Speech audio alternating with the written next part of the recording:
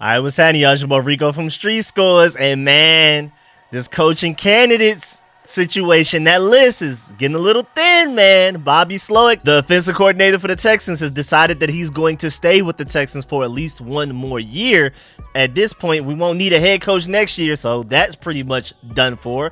Also, Mike McDonald, is it him or bust at this point? Because right now, from what I'm seeing a lot of places, a lot of people are thinking that Dan Quinn is the most likely candidate right now. But of course, we got to dive into all of the candidates that are left. And we also got to talk about top offensive coordinator candidates available right now, because at this point, it looks like only defensive-minded head coaches are available between Aaron Glenn, Anthony Weaver, Dan Quinn, and preferably, hopefully, Mike McDonald. All of those guys are defensive-minded head coaches. What offensive coordinators are out there that we could pair with that defensive-minded head coach, and let's take off and let's go win? Most importantly, who's going to come in and develop this future quarterback that we end up drafting at number 2 overall? Is Clint Kubiak the chosen one? We'll see. We have a few names to dive into, but before we dive into all of that, make sure you still farm that like button, still farm the subscription button, and still farm the bell next to that subscription button so you get notification each and every time I release an informative and opinionated video just like this one. Make sure you stay tuned, because again,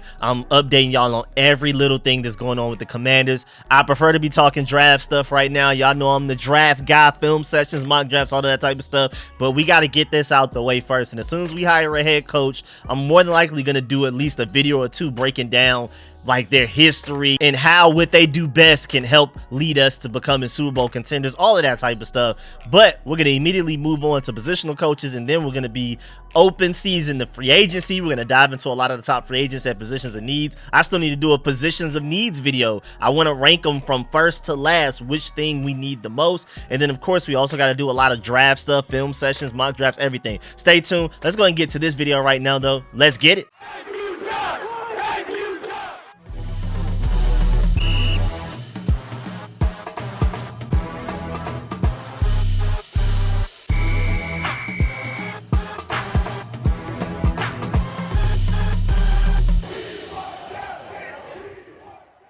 All right, so first of all, Albert Breer was the first place that I saw it reported, said that the Texans and defensive coordinator Bobby Slowik have agreed to a new contract that gives him a pay raise and keeps him in Houston, which is really interesting because Ben Johnson, I haven't seen it, at least a report about him getting a pay raise or anything like that, a restructured contract to pay him more to stay. It seems like Ben Johnson just stayed just cause. I still don't exactly know why.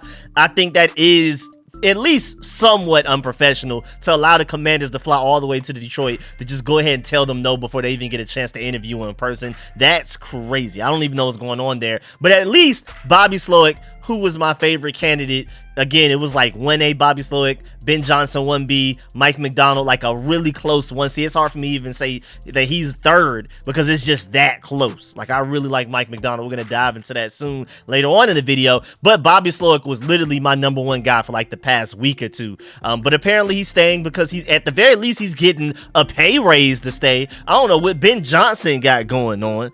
Also, Texans quarterbacks coach Gerard Johnson, who maybe could have been like an offensive coordinator candidate for us potentially, even with Bobby Slowik staying. Maybe if we land like a Mike McDonald, Gerard Johnson could have been an offensive coordinator candidate, but he's already informed teams that's interested in hiring him as an offensive coordinator that he plans to return to Houston. A big development for the Texans as Johnson wants to finish what he started with CJ Stroud. DeMeco Ryans an offensive coordinator, Bobby Slowik in the organization. So basically this is like a we all running it back type of thing.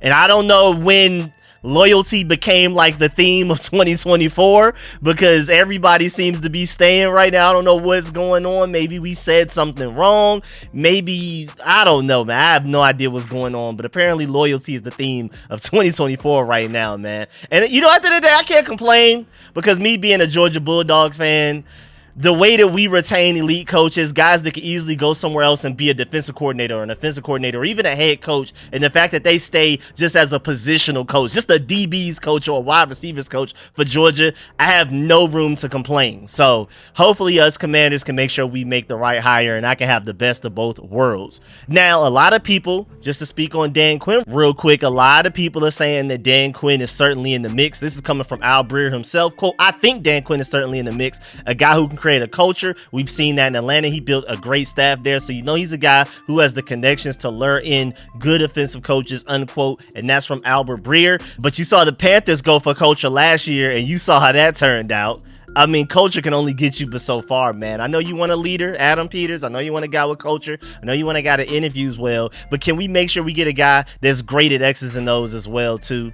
But now let's talk about Dan Quinn. Let's talk about why he would not be a good candidate. And also, I mean, I don't even want to say like a why and why not situation. It's more so why not. And then also, how can you talk me into liking it if we end up doing it? But there's no scenario where I prefer a Dan Quinn at all. Let's go ahead and get this out the way. So first of all, I mean, we can do a deep dive, like an hour-long video onto why Dan Quinn is a no for me. But we're just going to keep it simple. We're going to get straight to some very serious majority points. Shouts out my boy Envy scouting over there. And he changed his Twitter account to Dan Quinn Slanderer. He brought up the fact that Dan Quinn's record as a head coach is 24-29 without Kyle Shanahan as his offensive coordinator. He's literally the coaching version of a Jimmy G, just a Kyle Shanahan merchant. That's a great point. I mean, some people do give him credit for being able to even bring in a Kyle Shanahan, and we're going to talk about that when we get to the positives. And when you look at his overall record with the Falcons, you're like, oh, okay, that's pretty straight. But when he didn't have Kyle Shanahan, when he didn't have an elite offensive mind next to him, he did not do well. If he had even just a regular average offensive coordinator, he was not very good at all for the Falcons. And again, as a Falcons hater, I loved what I was seeing. That perpetual average is the worst thing you could be at the NFL level, and Dan Quinn spews perpetual average. I'm telling you, man. And also, shouts out my boy Rio Robinson. Make sure you follow him on Twitter, YouTube, everywhere. That's my dog over there, man. Tell him I sent you. Dan Quinn, he's tweeted, Dan Quinn may not even be with all of that rookie quarterback stuff. Like, bringing in a Dan Quinn, as serious as he is, a defensive-minded guy, he may be more so like a trade-back guy. We'll figure it out. We'll bring in a veteran quarterback and keep it pushing. I'm also seeing people out there basically saying that Dan Quinn is Ron Rivera. As you can see on the screen, somebody already made the edit and basically saying if we hire Dan Quinn, we're going to basically do the same thing we just did under Ron Rivera. Literally basically the same thing. Now let's try to convince ourselves as to why Dan Quinn could be good or logical. Again, this is not a why or why not, because typically why or why not, I'm seeing the negatives and the positives. This is more so negatives, and then I'll think about it. You can maybe convince me, but I'm not a fan of Dan Quinn at all. So John Kahn brings up a good point. He said, I know many say they won't perceive this as a good hire unless it's candidate X, but hey, a key is how you perceive in December, not now. Been around a while to see the splashy signature hire not exactly pay off. Find a good coach, build, win, celebrate.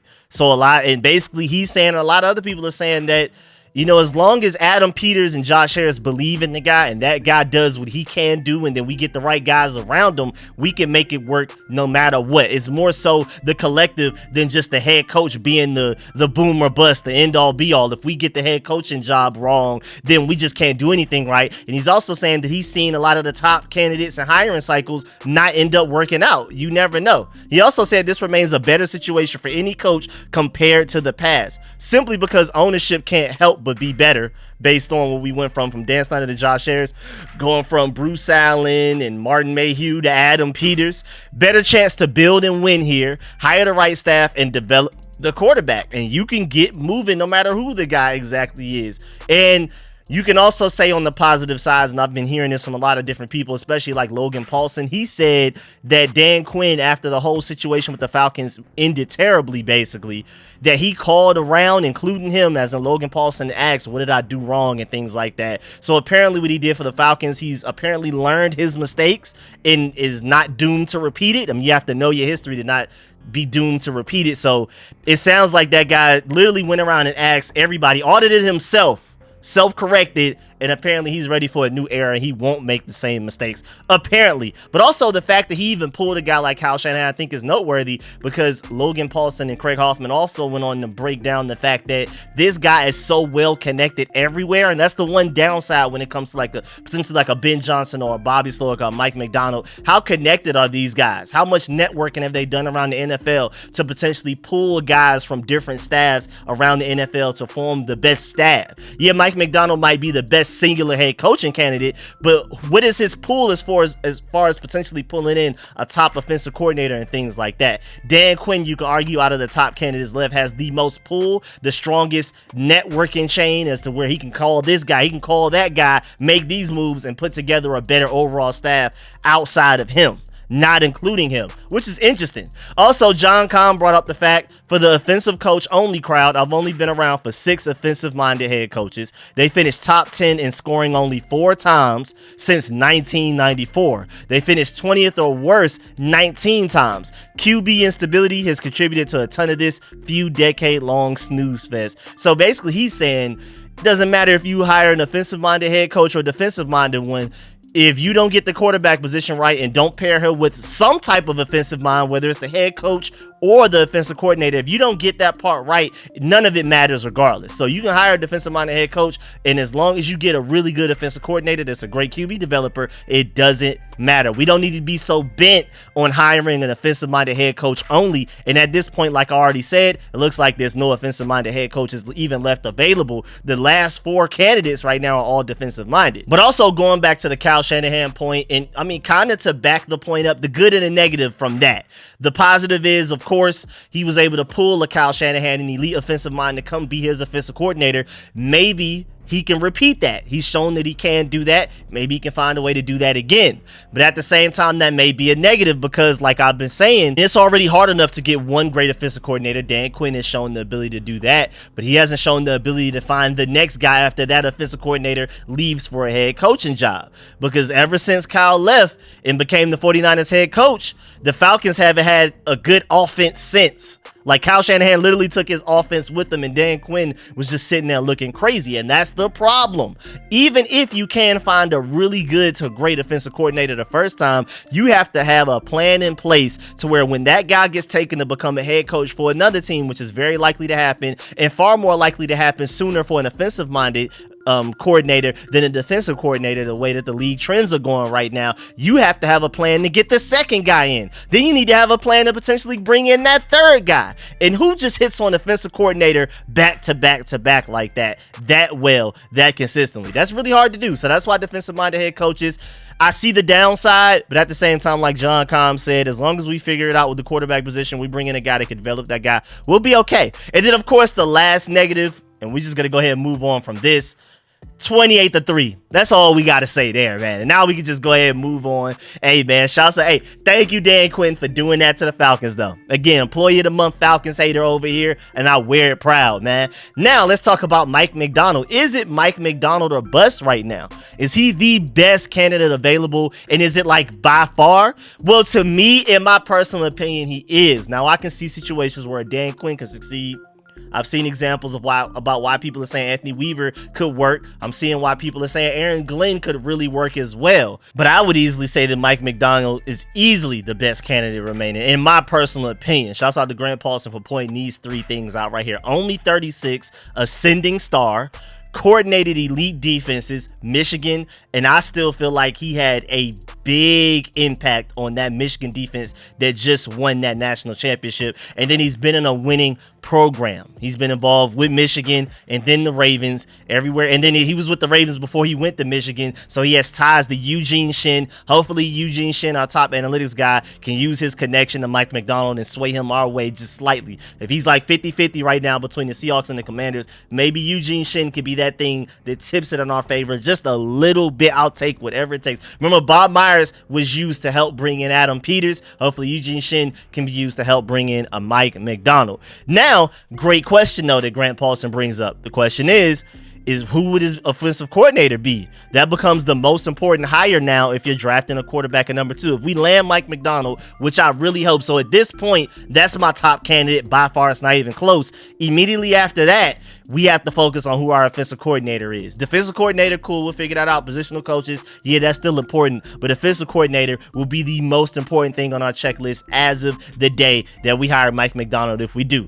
Now, there's reporting saying that GM John Schneider for the Seahawks and the Seahawks contingent is back in Seattle and now in the decision-making process after the interview with Mike Macdonald earlier today, as in January 30th. Tuesday, I'm recording this right now at 12:52 a.m. January 31st. So excuse me when I say today and tomorrow and things sound weird, but earlier, January 30th in the morning, they're done with interviews and they're trying to decide who they want as a head coach.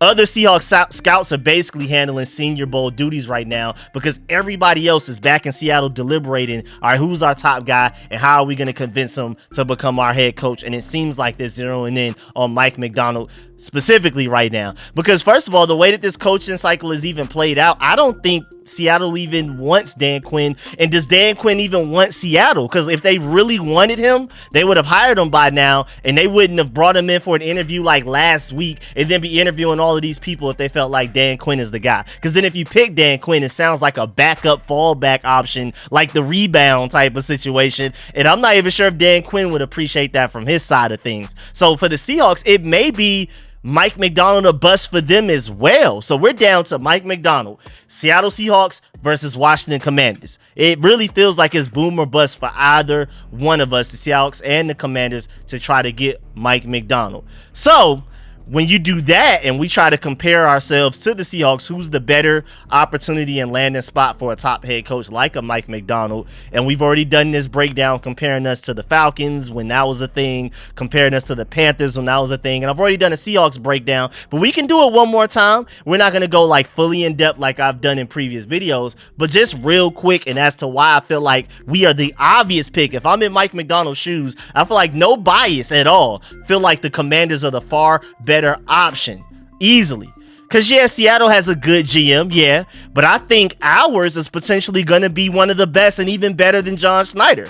Also, the Seahawks will be sold soon, so there's no stability there. Who knows what happens within the next couple of years there. And then on top of all of that, the Commanders have the most cap space in the NFL with over $80 million and the ability to get to up like $120 million if they want to, while the Seattle Seahawks have the 24th most cap space, 8th fewest cap space in the NFL, and they're negative 800,000. And the Seahawks have the 16th overall pick. We have the 2nd overall pick. They have Geno Smith. You could potentially come here and get Caleb Williams, Drake May, or Jaden Daniels. Come on, Geno Smith or one of those three guys. Obviously, you know who you prefer to pick. And even Geno Smith himself, Shane Waldron unlocked him. And the only good seasons we've seen out of Geno Smith was Shane Waldron being the offensive coordinator. Now he's left to be the offensive coordinator for the Bears. So the guy that unlocked Geno Smith isn't even there for you anymore, Mike Macdonald. Now you got to find the guy that can do that. So it's not even like, even if you do consider Geno Smith even somewhat of a problem, what does Geno Smith look like without Shane Waldron? Also, even just outside of the first round, again, the Seahawks have the 16th overall pick and we have the 2nd overall pick in the first round. But even outside of the first round, the Commanders have 3 additional picks outside of the first round until the Seahawks pick for a 2nd time. We picked 4 times before they picked 2 times. And to go even further back until the early 4th round, the Commanders have 6 picks in this draft before the Seahawks even have 4. So if you want to go somewhere and have the best opportunity to truly build a team, most cap space, 2nd most draft capital in the NFL, what better situation than the Commanders right now? And Adam Peters as the G. I mean, if you want to have a GM off, yeah, John Schneider's been really good, but Adam Peters helped build, and you could argue he deserves the most credit for what the 49ers have right now. And the 49ers, in the same exact division as the Seahawks, have been the better team. They're going to a Super Bowl right now. So I would lean towards Adam Peters already before he even has spent a day specifically actually being a Commanders GM. I just don't know how you're looking from Mike Macdonald's view and doesn't see how the Commanders aren't a better option. And again, now that my boy Shane Waldron left to go become the offensive coordinator for the Bears, leaving the Seattle Seahawks, who are some offensive coordinator options out there for us? Now, I've been hearing a lot of buzz around Clint Kubiak. If we want a defensive-minded head coach like a Mike Macdonald, I've been seeing for like the last week, Clint Kubiak popping up all over the place, left and right. And at this point, we have no choice but to land a defensive-minded head coach because that's all that's left, again, between Mike Macdonald, Dan Quinn, Anthony Weaver, Aaron Glenn, doesn't matter. Those are the 4 candidates left, is from what it seems based on guys we've interviewed that we've actually shown real interest in. So we have no choice but to hit on offensive coordinator. And again, Clint Kubiak, San Francisco 49ers passing game coordinator. A lot of people actually give him credit for what's going on with Brock Purdy. We'll talk about that soon. But he's already interviewed for the Saints, Patriots, and Raiders offensive coordinator openings. Probably even more teams than that. And then Steelers fans, if you look everywhere on Twitter, they were praying that Clint Kubiak would have been their offensive coordinator, but then they ended up hiring Arthur Smith, and they were very disappointed by that. So there has to be a reason that Steelers fans wanted him so bad, especially in comparison to an Arthur Smith. Now, a lot of people do give him credit for developing the last pick of the draft and quarterback Brock Purdy into what he is right now. Now, I don't know if it is or not, if it's true or not, if he's actually the one that is the main reason why Brock Purdy is playing as well as he is. But if it is, imagine what he can do with a top draft quarterback with a stronger arm and more mobility, just flat out more talent and a higher ceiling than what Brock Purdy has. If he could do that with Brock Purdy, imagine what he could do with Caleb Williams, Drake May, or Jaden Daniels, man. And of course, I've always been interested in Dolphins passing game coordinator Darrell Bevell for a while now. Since last year, before we even got Eric Bieniemy, I was very interested in Darrell Bevell. So I just don't even know if he's available though, because he turned down any potential offensive coordinator opportunities to stay the passing coordinator for the Miami Dolphins. I haven't heard anything since, so maybe he's just content with staying in Miami.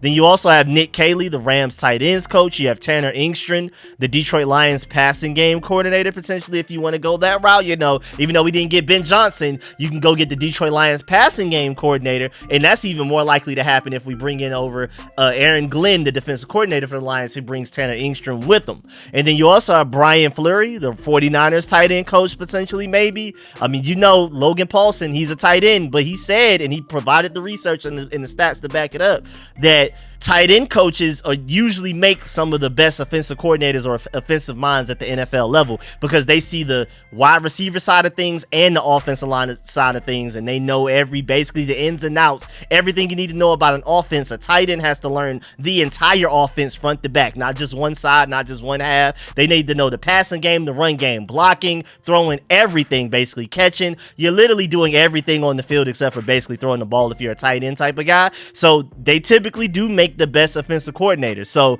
that's why guys like Brian Fleury, the 49ers tight ends coach, and Nick Caley, the Rams tight end coach, are names that may be included in that pile as well that we may look into.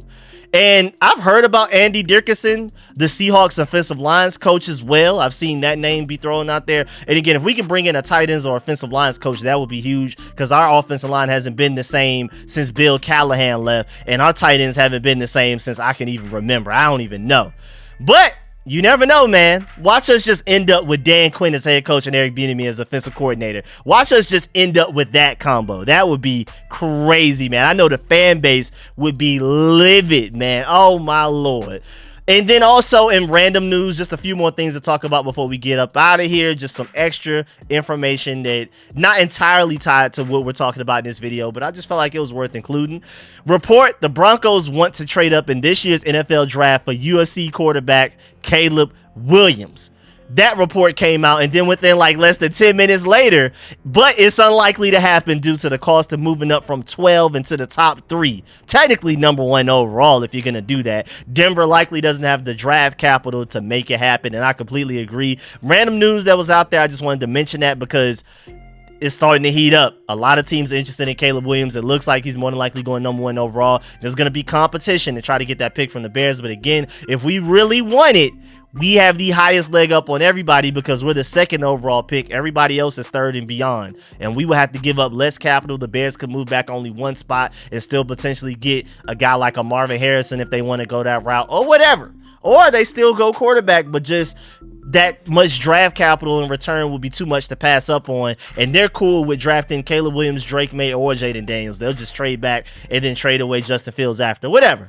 Also, there was some crazy rumor going around saying Lions offensive coordinator Ben Johnson pulls out of more head coaching opportunities. His list of demands are becoming clear.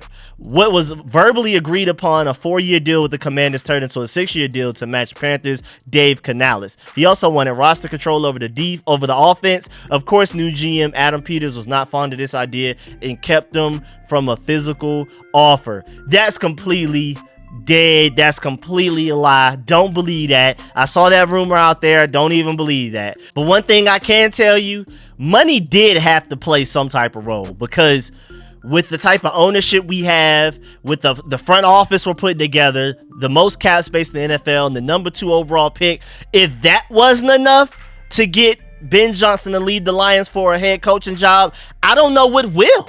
Adam Peters is GM. Josh Harris looks like he's killing it as an owner. I mean, what literally more could you ask for as a head coach and landing spot? At this point, I'm just assuming he never wants to be a head coach in his life. At this point,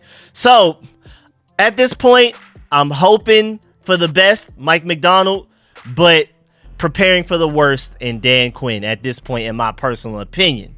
Also, really random, lost in the Commanders news because all of this stuff going on with Ben Johnson backing out, Bobby Slowik backing out, and all that type of stuff. Mike McDonald's our only hope left, all of that type of stuff. John P. Angelos has agreed to sell the Baltimore Orioles to private equity billionaires David Rubenstein and Mike Arrighetti. I hope that's how you pronounce that. Valuing the franchise of $1.725 billion. So if you're an Orioles fan and a Commanders fan, this has been a great 2 years for you, because you've seen both of those owners finally sell the team to potentially better ownership. But yeah, man, that's the end of this video. Please get in the comment section. Let me know how you feel about everything discussed in this video. Please stiff arm that like button, stiff arm the subscription button, and stiff arm the bell next to that subscription button so you get notification each and every time I release an informative and opinionated video just like this one. Make sure you stay tuned for all of the content. And of course, let me know in the comment section how you feel about all of this. Mike McDonald, do you feel like it's Mike McDonald or bust? Are you a bigger fan of Aaron Glenn or Anthony Weaver, with them being unknowns, over a Dan Quinn like I am, where I'll